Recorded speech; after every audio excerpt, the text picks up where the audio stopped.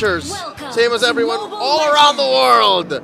Welcome to Game 1 in this best of 3 between BLACKLIST International and Smart Omega. Leo and Jose Ingan here at your service, bringing you this matchup, which I already am going to call it, man. There's a Bane. It's a good match. It's a good game. Actually, the last time that they met, it was a deny pick for Andoryu. They got the Bane. I believe it was Omega. Yeah, it was. It was an 18-minute game. Game number 2 was 11 minutes. So it's a staple for Omega versus Black. Always a Bane. Like it was just yesterday. And putting the Mathilda in here, let me just say it now, helps with one of Bane's main weaknesses. Homies is just a straight-up immobile jungler. So with the Mathilda in the hands of Perks, who, by the way, if you look back at Perks' career, he's so good at setters, right? But you put a hero like Mathilda who's a utility, makes you think twice, but it's just there to help solve Bane's situation, Aurora's situation, even Oheb, see? Even, what? Talking about mobility. That's great. So that's what the mid trio looks like.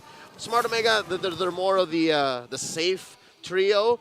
Looking at gold, though. Let's talk about the Filipino sniper, Oheb, and of course, Jome.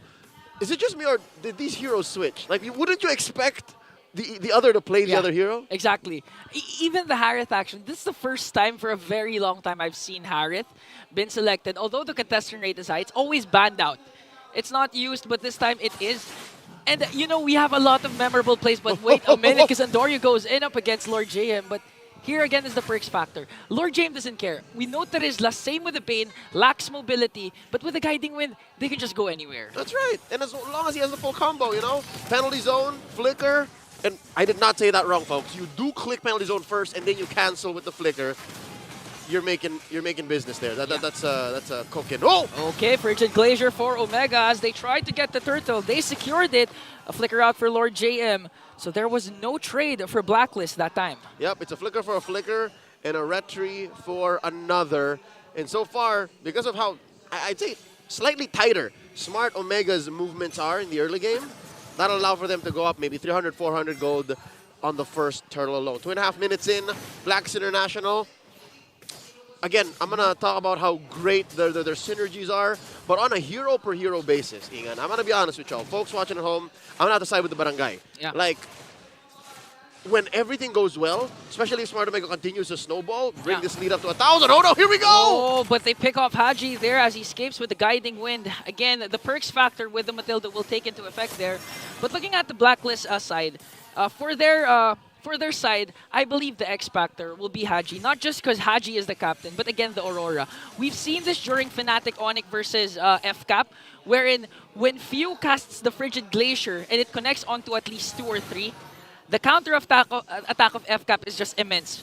So BLACKLIST right now needs to make sure that the Frigid Glacier will always connect. Even Lord JM and MP the King, they don't have to start the clashes. Nope. It's the counter attack strat for BLACKLIST. That's right. And count me up into this 76% for Smart Omega, because leading up to day 1 of week 5, I also called it. I said Omega's going to win this. But look at that. Off camera, Haji put down to about 1/10 of his health, courtesy of Andoryu. And this is unfamiliar territory for me, Ingan. It's been a while since we've seen a 4-minute, 5-minute game with no first bloods. Yeah, especially for Omega.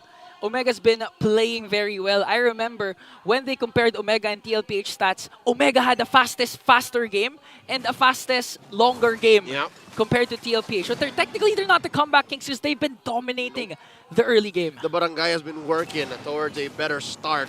And I'm not just talking about in-game, but even their Season 14 has been on fire, holding a streak up until the 2nd week.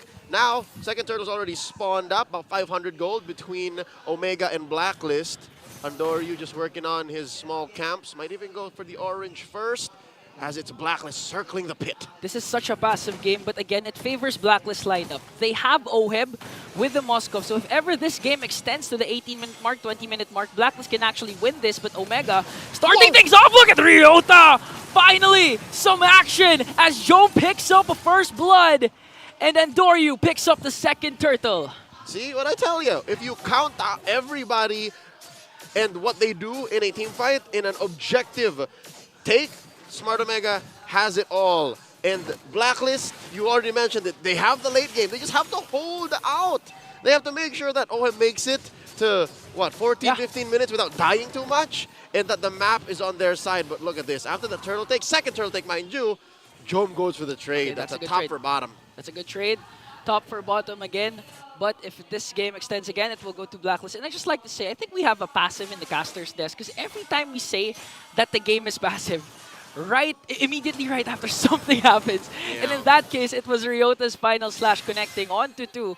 Props to Jome for being there at the right moment to dish out the Synchro Vision as well as the Zamen Force. But okay, a conceal play coming in from Omega. What are they looking for? It's more of a safety rotation because it's either Omega is thinking that there might be someone there, or Blacklist is a step ahead, dodging a bullet. See this? Like Blacklist also pull in their own version of the Ube in 2024. They're just sticking to each other. Look at this. They're not even touching top lane. Yeah, and this is the second consecutive game that Blacklist is sticking with the same lineup. Again, this was the lineup that picked up their first win. Look at Oheb still.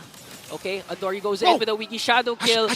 Oh, he's gonna get the shurikens. He's not. And Oheb manages to escape, but they take a turret. But Chaknu finds one plus the final slash. The passive is there for Haji. Flickers in right to Jome as Jome takes him down. Lord JM is next, and that's a double kill for Big J. 2K for Big J. 6.5 minutes in. 2,000 gold ahead. It's difficult for Blacks International to stop the new barangay from snowballing out of control.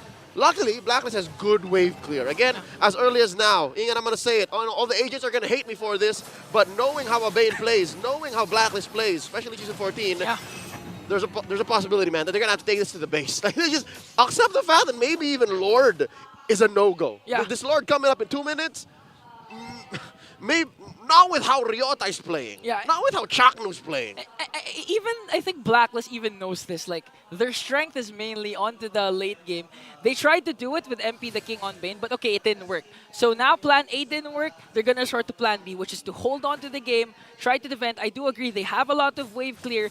They can disengage at any time with perks with the Matilda, but looking at the gold received, Jome right now leading every single hero. And all the kills of Omega is picked up by Big J. And you wouldn't have it any other way. Yeah. Like, the only other better way would be to put it on Andoryu, maybe even Ukir, but this is best case scenario. Exactly. Best case scenario for Barangay Omega. And you mentioned the Bane. You mentioned the Bane on MP the King. This hero has won an MPL championship in Cambodia. Yeah. He played the hero like 3 times in a row to end the series. And he knows exactly what this hero is capable of. It's just maybe against Smart Omega. Maybe with the draft that they put in, and how early Smart Omega was able to find that clutch point, it's going to be very difficult. So he has to play very defensively. And here we go! Ryota connects with a final slash flicker combination. Defensive frigate glacier from Haji there as MP the King and Lord JM will fall down. So right now, again, Omega strikes. I mean, Ryota's been performing out of his mind for the last 2 weeks. Last week it was the Phobias. This time the flavor of the week is the Arlot. I'm pretty sure the Ryota army is proud of the new general. And what did I just say? Perfect that all 3 kills are on Jome prior to that engagement. Then you give a little to Ukir, give a little to Andoryu. Extra gold on the sub-cores. Never hurt nobody. We're 10 seconds away from a Lord, which again, if that engagement was any indication, Blacklist should not force anything. They were fighting underneath Tier 1. Yeah. In the middle of Tier 2 as well. And yet still, Omega dove in. Yeah, Ryota manages to find someone and another concealed Chaknu onward. But the Purify coming in from Oheb will save him. Ryota, will he get another final slash here? Okay, this is the mark where Blacklist can actually contest. Even just go for the kills. Make sure Omega, even if they get the Lord, not get to utilize the Lord and push as OM picks up a DHS. Again, we've seen Haji with the defensive Frigid Glacier. During that time, it connected onto 3. The problem was their frontliners were soaked up by the final slash. So if they evade the final slash and manage to catch that Frigid Glacier, Blacklist can turn things around. That's one way to go about it, but look at this. Blacklist very cautiously moving around. Might go for one! Another one. Lord JM has to use the flicker out. And Andoryu secures that Lord as Perks tries to walk away. Oheb will not cast that Spear of Destruction as he tries to work on the top lane. And now Omega. No trade once again for Blacklist. They can actually go for an inhibitor if they manage to go for those engages again, especially with Ryota. Whoa, wait. What's Andori doing? Did he just let that wave go? I mean, it should be able to take care of itself. What a delay. All right, he's taking care of business there. All right. Now, Okay. talking about the sinks, yes, you're right. They could definitely lose an inhibitor, BLACKLIST International, but also, best case scenario, again, given their great wave clear, Holy Shield's popped. Yeah. That's another possibility, and if you want to make it to the late game, which I think what's BLACKLIST's plan right now is, just don't force anything, man. Look at Haji. That's dangerous. Okay, Haji has to walk away. No, he canceled his recall. I think he wants to go for the back line with the Frigid Glacier here as the Lord marches onto the bottom lane. We're looking for a sandwich? Okay, Ryota here for the conceal. Wants to go for the final slash and connecting onto Perks. Perks using the guiding wind out as he tries to go in. Lord JM, look at Lord JM onto the back line, but they're going to get the first pick off. It's going to go on to Chaknu. A mega kill coming in from Jome as they burst down the Lord. Holy Shields pop, but no inhibitor turrets taken down. Oh, they're still working on it. Ukir and Jome don't want to let it go. Look at the damage coming in from Look at Oheb. Oheb go! Luckily, there was a shield coming in from Ukir. Now Jome's not yet done as he tries to go for Lord JM. Oh! Look at Andoryu with a shadow connecting onto Lord JM when you thought it was all over. Nothing personal, Wow. kid. Andoryu finishes the job. In that moment of whoa, another shadow kill! Even done. That was on to Oheb. A timely, crucial kill. Wow, I like that. Oh my lord, Andoryu just does not stop! He smelled blood and drank the whole artery's worth, and they're still going! And there's minions onto the middle lane. They're gonna burst down the inhibitor turret as Lord JM defends the bottom. They can actually go for the tower lock. Jome uses the Zaman Force, just locks his eyes on the prize, trying to get the crystal down. No Everything minions! gets one there. No more minions. Chaknu's the first man down as well as Ukir, but it's Oheb left up against 3, and Omega secures.